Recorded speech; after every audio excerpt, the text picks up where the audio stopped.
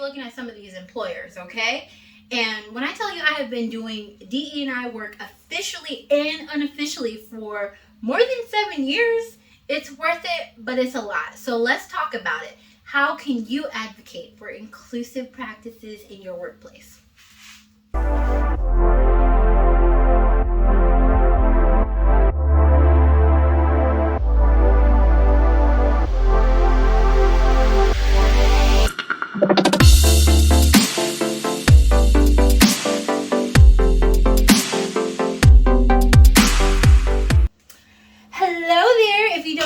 My name is Mercedes and I am the Career Love Coach. I've been in HR for about 7 or actually more than 7 years. And like I said, I've been doing DE&I work in each of my roles, sometimes even before I knew I was doing DE&I work. Because, right, we out here looking for equitable and fair practices anywhere we can, right? Because it's so important for us as Black women. And so I know that we are often in places where we just feel like, one, things aren't right, people aren't doing things right, and that you know what this company could be or how things could be better for yourself as well as other Black women, as well as other people of color, right? Or underrepresented groups.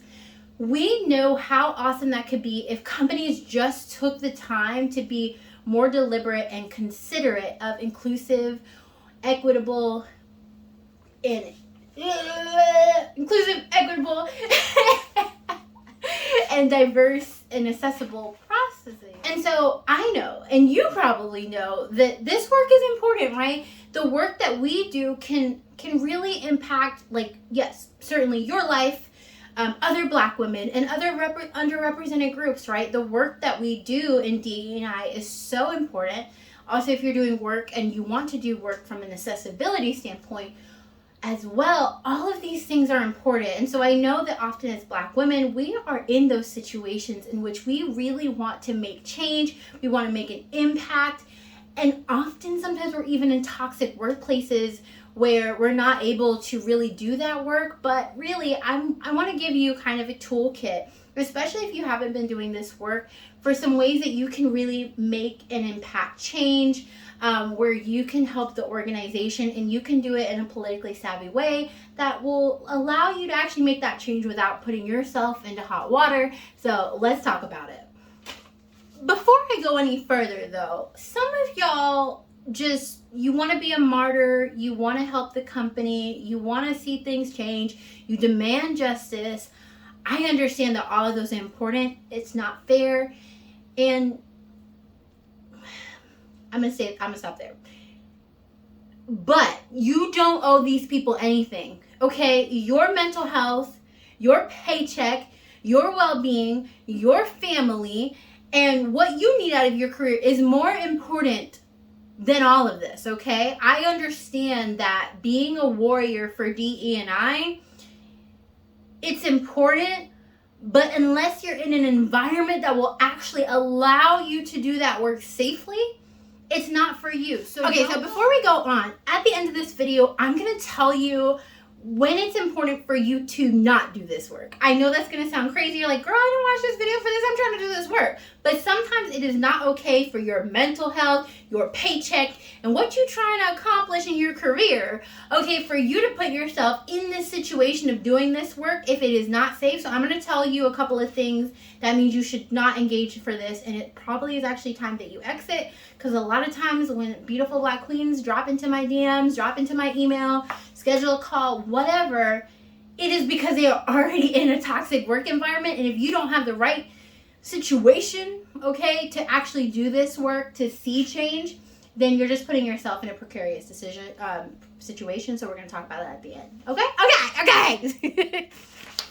Okay, so the first step in this whole process, right, is to help the organization or the individuals who are the decision makers about whether DE&I is going to be of value in your company. The first thing that you have to do is demonstrate the value. You have to start with the facts, right? Especially if you're at an organization that has not done this work before, or they haven't provided, or they haven't placed any value on it. There's a lot of ways that that's a red flag in general, right? DE&I is really at the forefront in a lot of companies and the way that we do things. So it could be a willful ignorance. And so again, like I said at the end of the video, I'm going to talk about that and when it's not a good choice. But either way, you need to find out and figure out what is the important piece here. What do they want to accomplish? What are the organization's goals? What do they want to see from their employees, the company? What is the vision? And you have to first define that before you can start doing any DEI work in a meaningful way, because you won't have buy-in for it, right? You won't have a reason for this work to be prioritized and to continue to be done. So the first thing that you need to do is to identify what those goals are. What do they want? Okay, what do they want? And there's a lot of different things, ways that DE&I can impact what they want, right? And you have to change that narrative around why this work matters, because I can tell you how many conversations I've had doing this work where people think that DE&I is another word for it. Well, I shouldn't even say another word, is a cuss word for affirmative action. And they assume that affirmative action is also a cuss word. But, another story. Okay.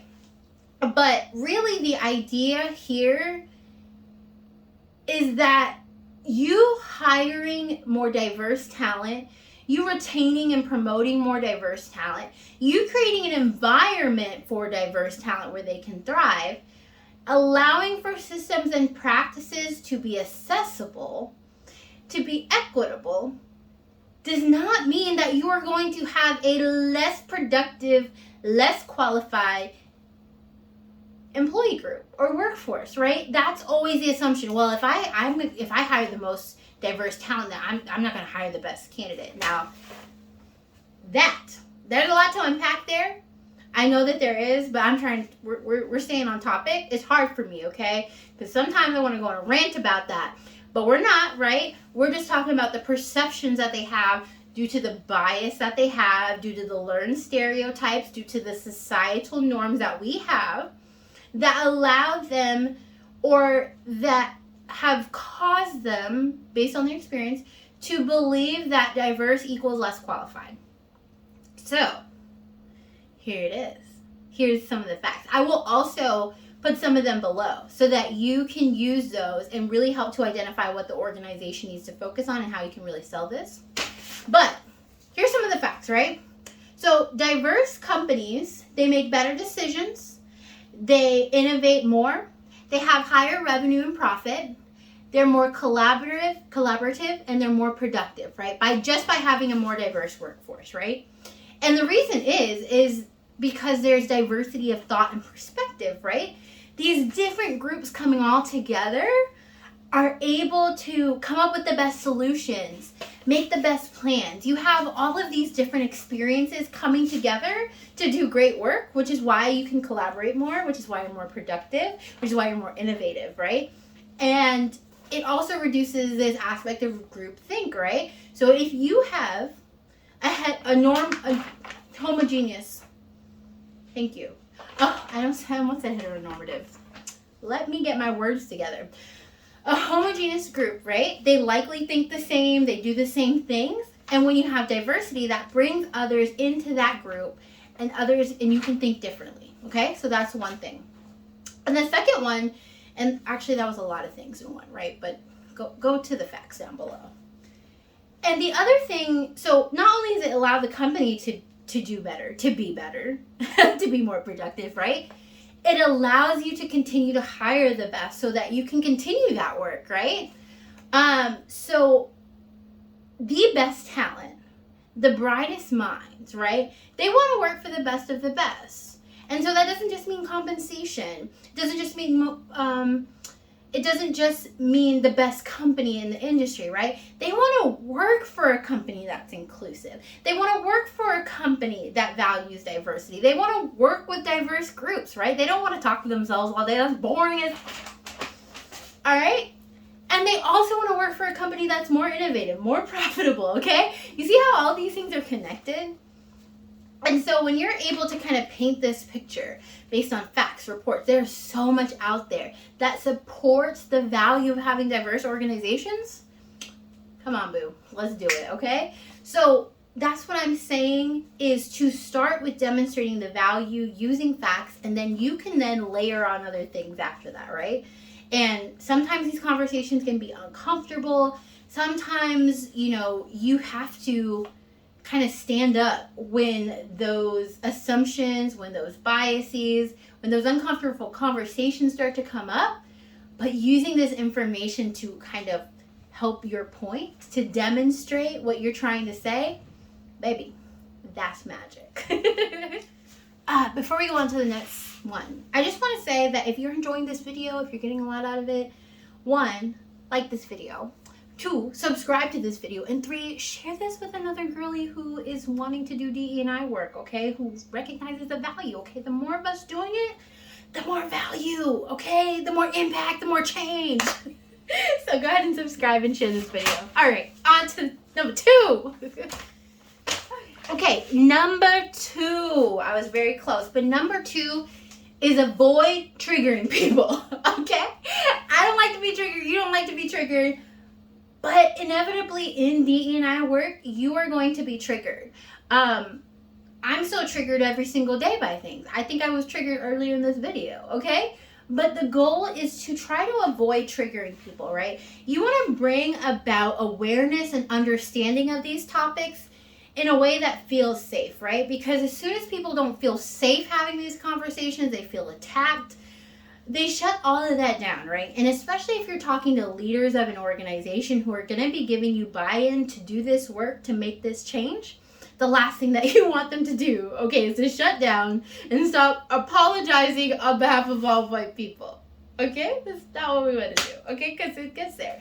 I'm joking. I mean, it does happen. But really, the goal here is to really describe and understand this as a collective, right? One person isn't responsible for systemic oppression. One person isn't responsible for the fact that promotion isn't accessible for Black women, okay? It is a system here. And so allowing the opportunity to discuss this as a system, as a community, as a society, and how this actually impacts an actual person directly, okay, that's when we can start to have more productive conversations, right? Because it's not about a person and what they did wrong. They might have done something wrong. They might have said something out of pocket. They may have straight up aggressed you or microaggressed you, but really the goal here is for education, learning, and awareness, okay? Let's talk about a couple of language and words that can help you talk about it from a collective standpoint, okay? So the goal here, right, is to make this conversation about the collective, what I said, about the group, about the system. And so we can start to have conversations, educate, and bring awareness around collective bias, right? And it doesn't mean that it clears the slate for one person for what they may or may not have done, but it's the understanding, again, that the reason why they have these things ingrained is because of how they grew up, their culture, society, and we all have those things. It doesn't matter if you're a minority, it doesn't matter if you're a white male, if you've been promoted, not promoted, if you're a CEO or you're, frontline worker, okay? We all have biases, we all have learned things, and they impact the way that we make decisions, how we interact with others, how we evaluate others, how we work with them. And that's the essence of that, right? That because of what we've learned, it impacts the way that we work with others, and that impacts their actual lives, right? And so by unpacking that bias that we have, by bringing awareness to it, and by choosing to intentionally not make decisions on those biases, and I'll probably link some biases below, okay, to help you out to kind of bring that home, that allows you to have a more inclusive, equitable environment, right? The second part is that some people think that DE&I only benefits a particular person, right? It only benefits the person that's underemployed. It only benefits the Black woman. It only benefits the Black man. And that's not true. Inclusivity, it benefits everyone. It benefits people who maybe aren't, what's the right word? They don't fit into society's norms, right? they could even be a white male, and that could benefit them. Somebody who has a disability, somebody who is different from a different industry than you, a different culture. Inclusivity starts with allowing a place for everyone to feel welcome, to feel safe, to do their best work. And like I said, that having an inclusive culture benefits everyone. So start with, it's not for one person, right? It's for all of us. And I can also say, I talked about inclusivity, right? But diversity, right? We're talking about top talent wants to work in this type of exciting environment, right? We want to have processes that are equitable, right? So that everyone can have the same fair shot. And that helps everyone, okay? I will say that I know, and I have been there, I promise, where you just get somebody that says some out of pocket to you. I get it. If you're doing this work, don't call them out like you call out your auntie, okay? Like you call out your mama, your sister, your cousin, whoever. Don't call them out like that. I want you to be in a place of power when you have these conversations, right? Not acting out of emotions, not acting out of anger. And I'm not saying that you can't be angry, but I'm saying that when you do this work, you have to have that level of regulation to understand from a communication standpoint how to address those situations and those conversations in the right way, how to redirect, how to bring awareness to the impact, how to say what this actually is. And like I said, that's why this work, it's worth it, but it's hard, because triggering or engaging in that type of thing helps no one, right? It helps no one see anything different. And this might be, so let me back up, right? Because this is for the workplace, right? Where you're doing this work in a workplace to help your organization move forward, right? So the goal is to help them move forward and not to attack somebody or hold them accountable necessarily, right? We want people to grow and learn and be held accountable in a kind way that helps them move forward, right? Not in a way that attacks them, gets them fired, those types of things. Now, some people just need to be fired. But when I'm talking about moving forward, I'm hoping that's none of those things, okay?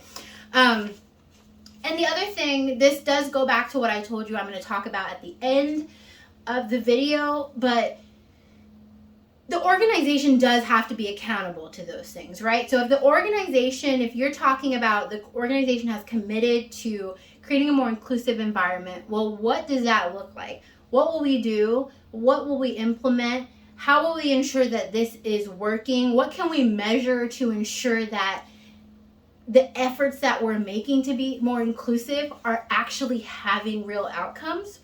And the company has to be okay with that level of accountability from the top down. If you don't, then you may be doing this work in silos, which is not a terrible thing, but it's not as great as it could be. But right, if you don't have that accountability when somebody does say something out of pocket, when somebody does do something, right, well, how do you address that, right? You have to address that with accountability, not attacks, right? But what is the outcome of not fostering that environment that the company has collectively come together to agree upon, or that you're helping them, right, go through that transformation? Okay, cool. I feel like I'm talking a lot more than I thought I would, but I feel like this content is very helpful, so I'm sorry if I'm all over the place, but I, of course, am very passionate about this. All right. Boom! Okay, so number 3. Number 3 is the most important, right? I mean, number 3 can't happen unless you do 1 and 2, but number 3 is the most important thing. Okay. I think it's the most important thing for actually making change, right? There's a lot of important things in this video. But number 3, I kind of started talking about this, but number 3 is that you need to focus on key actions. You need to have more than just philosophical, soft, fluffy, feel-good type of things, right? A culture day at work, while it can be supportive of awareness of other cultures, cultural competency, those types of things, they can be helpful, right? But it's not going to make a huge change in a company or the way that we do things or how included or safe people feel. It just isn't, okay? So let me kind of tell you like an example of what a key actionable change would be, right? That's not just philosophical, right? So if you say, as a Black woman, I do not feel represented in my company. There's no Black women in leadership. And then when Black women are hired in, they don't stay long because people don't respect them. People don't allow that mobility, so they turn over, they leave the company. Whatever that reason is, that Black women aren't welcomed here, right? For however you want to say that. That's actually an issue for me. That's an issue for me. And so, right, so if you say, okay, we want to hire and retain more Black women, well, what does that actually look like? So that could be, one, recruiting more Black women. How can you go out and find more Black women and encourage them to join your company? What practices, policies, and procedures can you put into place to make that actually happen? And then how can you get the data to track whether or not more Black women work here in a year? That action, data, results, okay? Another thing, and by the way, right, there's more tangibles that come with that, right? Because you're not going to say, oh, I'm just going to hire more Black women and then we're going to see what the data says. Oh, we did hire or didn't hire more Black women. No, like, put a practice into place. Like, go to recruit from HBCUs. Go to Black organizations. Talk to leaders that are Black and ask for referrals. Like, there's so many different avenues for actually recruiting Black women, okay? Write it down. Put it on a strategic plan. I want to see it. Okay. Another thing, right? I talked about the retention of Black women, okay? Keeping them here. So maybe Black women are leaving because they're not promoted into leadership. So create a leadership development plan that allows Black women to advance and gain the right skills and abilities so that they can do so. And number 3, maybe Black women are leaving because they're not treated equitably. Maybe there's different standards in the workplace for Black women. And so maybe you need, or your company needs, to implement a program, a policy, or a procedure around performance reviews, or performance check-in, or performance metrics, or straight up sometimes y'all don't even have job descriptions. Okay? So, sometimes you may need to implement a new performance review program, right? To make sure that everyone is on the same page and are expected to meet the same criteria of what it means to be successful at work, okay? Bam. Like, I know, all right? I talked a lot. But we're going. All right, so before we go on to my, last tip, number 4, I want to know from kind of, some of the recommendations. Did that bring up anything for you? Is there anything that you're thinking, this could be a key actionable step for my company in regards to DE&I or idea? Let me know in the comments. I would love to know. Okay, let's go! All right, number 4. This conversation does not benefit your company at all. It benefits you, and I am serious about it, so let's talk about it. Number 4 is do not do this work uncompensated, okay? We have done enough work uncompensated, okay? Black women have done enough! So what I want from you is for you to make sure that you have a couple of options for you, okay? For you to be compensated for the DEI or idea work that you're doing, okay? So here's some options. Brainstorm, figure it out, propose it, because not having to do this on unpaid labor. Okay, so number 1, share your ideas with those who can actually implement the change, and share your unique perspective as a Black woman so that actually gets you out of the doing. So for example, you could tell that to the HR team, right? Maybe you noticed something that was inequitable. Your HR team is very approachable. They want to do right. They want to make change. They want to have an inclusive environment. So you go up and tell them, hey, I noticed this, right? I think that actually there's some ways that this may disadvantage underrepresented groups. I think some ways that you could resolve that or make a more inclusive or equitable environment, or more diverse environment, is to do XYZ. And so have that conversation, right? Have that conversation on the clock.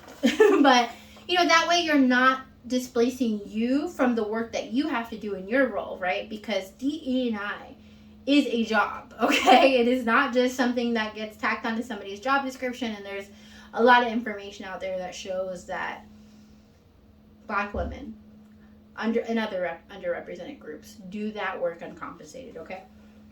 Number 2 is to propose a solution for a way that you can be compensated for the work. So here's a couple of options. 1, you can be paid for a part-time role. For instance, you're paid 8 additional hours a week outside of your 40 hours at an hourly rate, or a bulk rate for that 8 hours, or lump pay, whatever, to do that work.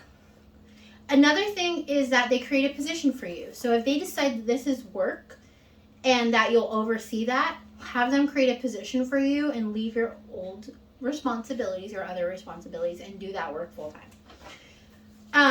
I think I kind of mentioned this a little bit, but have a stipend for a project that you're doing, right? So a bonus or something like that compensates you for that work above and beyond what you're doing in your day job. Another thing is reassignment of duties, right? So if they're saying, okay, well, we really only want you to work 40 hours, budget, whatever, but this work is important. So we're going to have you Monday through Friday or Monday through Thursday work on your normal things, and on Friday you're going to do DEI work. Cool. Bet. Your job, you're not adding those duties on, right? Your work is either lessened, or your expectations of what you'll accomplish Monday through Thursday are different because of that Friday work is displaced, right? Okay, so those are a couple solutions. Do not have this conversation. Do not have this conversation after you've already committed to doing the work. I mean, if you've already done it before you watch this video, then yes, go back and be like, wait a minute. But I don't mean like say, oh, I'll do this, and then go back later and be like, oh, I'm going to ask for this, because like that wasn't part of the deal. It should be part of the deal, but it wasn't. Okay, so embed all these things together in the way that you propose this work to happen, and think about it, right? Don't do this work uncompensated. Okay, so before I get to my little bonus, I wanted to say that if you or your company is actually looking for a DEI consultant to come in and work with you, I would absolutely love to do that. I love DEI work. I love being a consultant. I love seeing these things actually change lives and like change work environments, and to see that inclusive environment come to life. It doesn't happen overnight, but I'd really be excited to come in and help you understand how you can implement these practices and programs. So I'll put a link below for a way that you can learn more about me, schedule a call, talk about what the goals of your organization are, or you can feel free to direct this to whoever. But all I'm saying is I do not do cold calls, okay? They won't have to come call me, okay? Because I don't do it. All right. No, but I'm excited to talk to people, but I'm not calling you a boss. I'm telling him, hey, I heard on the internet that you ain't doing things right. All right. So I mentioned in the beginning of this video that I talk to so many people that are like, my boss is toxic, this job is toxic, like, I need to fix it. No, ma'am. You don't need to fix it, okay? It is not your burden. DE&I and companies being equitable and inclusive and having accessible programs that allow for diverse talent to thrive and grow and exist there. It is not your problem, okay? And a lot of these times, right, like I said, we're not paid to do so, not your problem. And also, allies have to pick up some of this work sometimes too, okay? All right, cool. I know we have some issues with allies. Sometimes they don't be allying right, but some of them are on the right path, and we need to support them, and they need to do this work too. It's not just us. All right? So, before I get started, I know that we need to fight for what we believe in, right? But we should never do this to the extent that it puts us in a precarious place, because that continues to grow the inequities for the Black community and other underrepresented groups. Okay? So here's some things to consider for whether or not you should take this leap and be proactive and stand up for DE&I in your company. Champion it, okay? So, 1, is your workplace open or toxic? So are they actually going to support you in this, right? Are you going to be backstabbed? Are you going to be terminated for causing trouble? Is somebody, going to make your life a living hell, okay? Those are things to think about, because you could put all of this effort in. Again, it is not your burden, okay? It is their burden, and you're there to support. And so if they're not going to give you the resources, be open enough to have that conversation. I'm not saying they have to get it right, because nobody gets it right. Okay, I don't even get it right. But if they're not going to allow that type of environment for that to actually occur, then boo, don't do this. It's not going to be worth your time. It's not going to impact actual change. Okay, it's not your fight by yourself. Okay, number 2, is your voice valued, or do you feel like you'll face retaliation? So is there somebody that will listen to you? Is there somebody that they might not be able to implement everything? They might not commit to implementing everything, but are they listening? Are they making changes? Are they willing to see this through? And when they are, right, I'm not saying that you can't advocate for something, but I'm saying that there is a big difference between somebody being open to listen and somebody who's going to downright retaliate as soon as they find out, it's like, oh, she's doing some DEI stuff, she's trying to get some trouble. Okay? All right. 3. Is this something you're willing to die on the hill for? Because you will die on the hill, okay? I have died on many hills. I have died on many hills with people actively wanting this change to happen. People who are also passionate about this work, okay? Because sometimes DEI work is thankless. Sometimes you go back home questioning whether you handled that right, whether you did the right thing. Some of this is subjective, right? You are not. You know your perspective, right? But sometimes in this work, you have to stand up for others. You have to advocate a different perspective from yours, right? And I know that's what, right, allyship is all about. But we need others' voices, right, to be able to do this work. And so sometimes in DEI, I don't get it right. You won't get it right. And so you have to be willing to make mistakes. You have to be willing to go the extra mile. You have to be willing to meet people where they're at and not take it personally.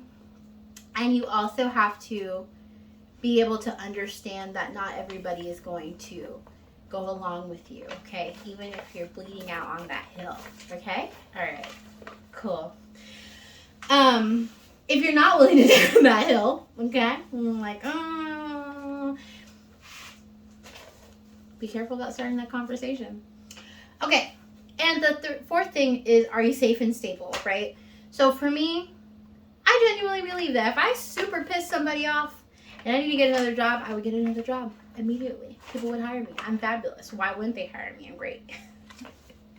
Right? Or that I had enough savings, right, to go through this period of time to job seek. And because of that stability, I don't feel as worried about standing up to people, right, who are multiple levels higher than me, right? Having uncomfortable conversations with people, flat out telling people no, okay? I like that part in HR sometimes. I'm not that HR person, but like sometimes I'm like, that's illegal. I don't really be walking around saying, that's illegal. But sometimes, they be doing illegal stuff, and I'd be like, But, are you in a position where either you're stable or you're safe in your position? Like, you don't have to worry about being fired because you stood up to somebody about something that happened. And also, if you were to get fired by having this conversation, are you good? Are you good? All right. Okay. So before we close this video, I hope that you can definitely take some of this information. Even little steps are helpful for organizations if you're able to start these conversations, start to bring awareness, right?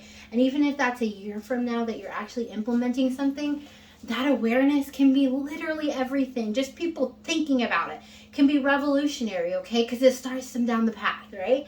And so I want to encourage you to be okay advocating for this within a reasonable time period, okay? And realizing that you can't do it all, you can't carry the burden, you're not the end-all be-all for DE&I in your workplace, okay?